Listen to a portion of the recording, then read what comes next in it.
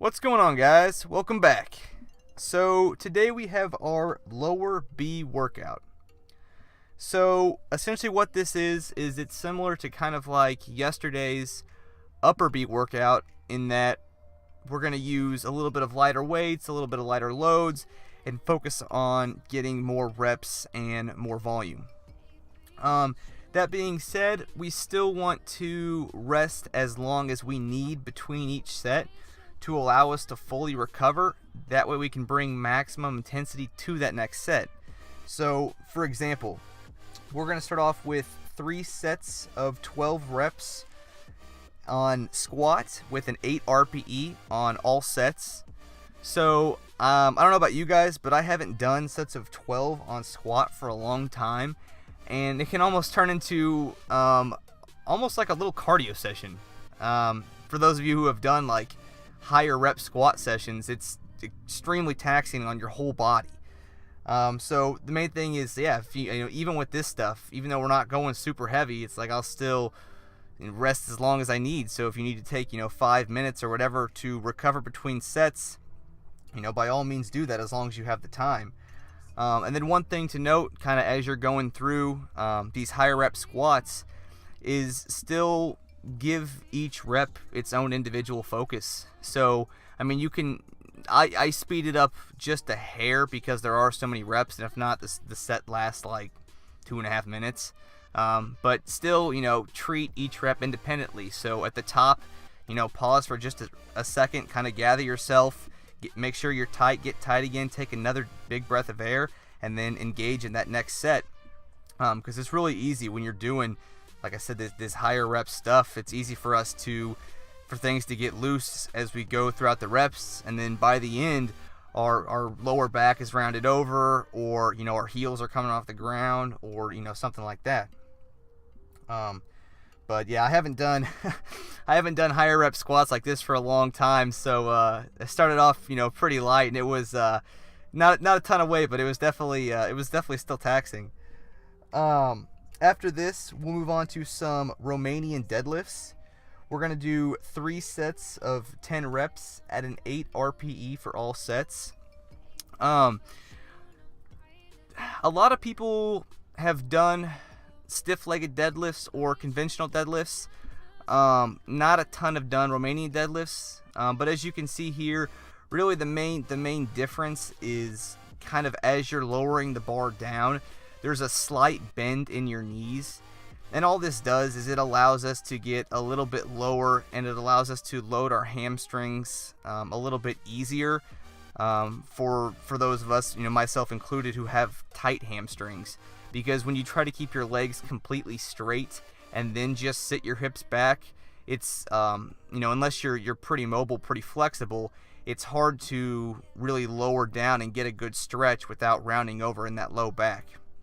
So it's just some quick cues for this exercise are, you'll set the bar on a rack to just a little bit, above knee height, maybe mid-thigh height, and you'll just get tight. You'll grab the bar, you'll rotate your hands into the bar, get really tight, lift it up, and then you'll just take just a small enough step backwards to clear the bar from the rack.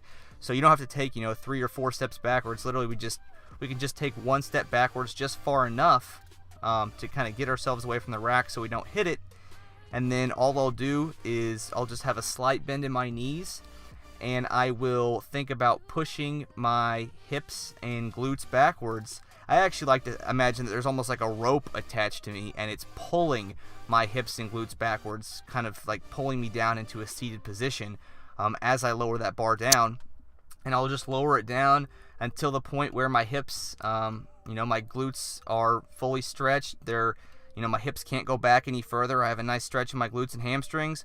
I'll pause just for a split second at the bottom, just to kind of prevent momentum or bouncing out of the bottom. I'll pause for maybe half a second to a second, probably closer to a second, and then I'll just contract by thinking about driving my hips towards the bar. So instead of, pulling the barbell up with your back, really just think about staying tight and driving your hips towards the bar. But yeah, after this, we'll move on to some hack squats. We're We're going to do 3 sets of 12 reps at an 8 RPE for all sets. I really like this exercise because it's kind of similar to a front squat, but I mean, it's after we've back squatted and after we've RDL'd, it's a little bit safer. It's not quite as demanding as a front squat, but it allows us to place a lot of tension on our quads. So I just like the hack squat because it's, like I said, it's a great way for us to get some extra volume in our quads without having to be, I mean, you're still supporting the load with your back and your lower back and things like that, but it doesn't require nearly the balance and the stabilization that something like a free weight front squat would do.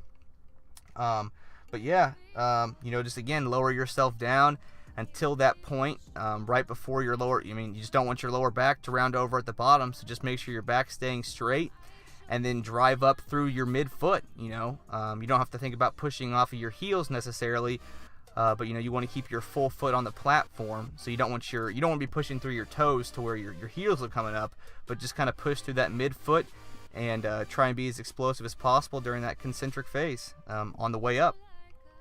So after this, we'll move on to some standing calf raises on the machine. We'll do 3 sets of 12 reps at an 8 RPE for all sets. So again, just the same machine that you used on our lower A workout, just doing a little bit higher reps. And again, just kind of pausing briefly at the bottom of each rep as you lower the weight stack down, thinking about you know, bringing your heels, stretching your heels towards the floor, pausing for, you know, like I said, 1-2 seconds, and then exhaling and pushing through the balls of your feet until your calves are fully contracted. And then after this, we'll move on to some seated hamstring curls. We'll do 3 sets of 15 reps. The first 2 sets will be at an 8 RPE, and the last set will be at a 10 RPE. This week, because it is our 15s week when we're doing 15 reps, I know for myself, and if you want to do this as well, just go ahead and cap that 3rd set at 15 reps. So even if you get to that point and you still feel like you could maybe do 1 or 2 more reps, you can go ahead and push on for that if you want. Or, like I said, for myself, I'll just kind of cap it at 15 reps because it is already, you know, a lot of volume.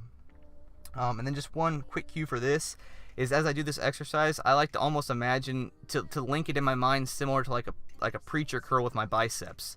So you're just trying to keep everything nice and tight, your thighs pushed up against that thigh pad, your back against the seat, the back pad, and just really trying to make the only motion that occurs is through the knee. So just trying to contract the hamstrings, pause briefly, and then lower it back down, and just feel them lengthen as you lower the weight stack back down.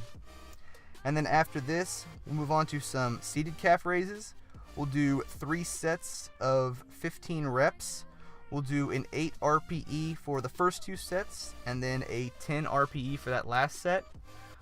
Again, just like the standing calf raise, we're trying to go through a full range of motion in our ankles.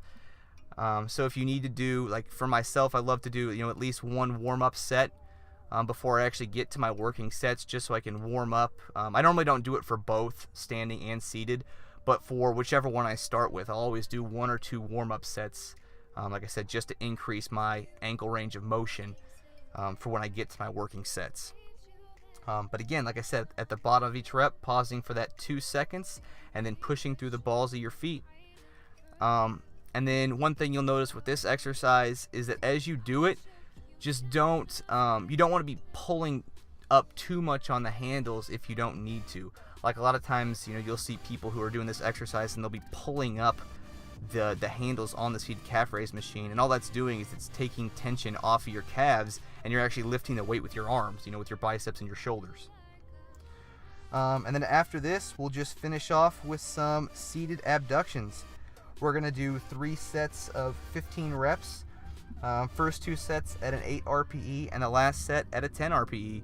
And again, because it's our 15s week, on that last set, I kind of capped it at 15 reps. Plus, I was starting to generate a little bit of momentum. But yeah, so like I said, if you want to go ahead and push for a few extra reps, you can, or you can, go ahead and cap that third set at 15 reps, even if it isn't quite a 10 RPE. All right, so I just finished our lower B workout. It takes a little bit longer than the lower A workout, kind of like yesterday's workout, maybe an hour and 25 to an hour and 30 minutes, just depending on how long you rest. Again, even though that this is our, kind of our higher volume, higher rep day, we still want to rest as long as we need between each set to make sure we're not sacrificing the amount of weight we can do. So, for your squats, for our RDLs, we're doing sets of 10 on the RDLs and sets of 12 on the squats. So it's like, even though they're higher rep sets, take a little bit longer to recover from it. That way, when you get to that next set, you can really put the focus and intensity in there. As always, check the description box below for the full workout. And I'll see you guys tomorrow for our shoulder specific workout. Have a good workout, and I'll see you later.